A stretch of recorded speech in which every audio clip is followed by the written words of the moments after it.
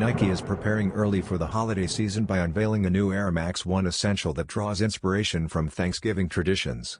The sneaker blends light Orewood brown, Fauna Brown, and velvet brown to mirror the roasted turkey centerpiece, while Campfire Orange details capture the warmth and festivity of the holiday table.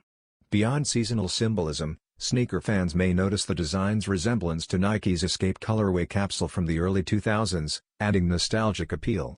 Although the release is not yet tied to an official theme, the thoughtful palette positions it as a timely drop. This launch signals Nike's broader plans to spotlight the Air Max 1 during holiday 2025, with multiple general release editions lined up. Priced at $145, the pair is set to be one of several festive sneaker offerings, blending cultural celebration with classic sneaker heritage in a collectible package for fans and newcomers alike.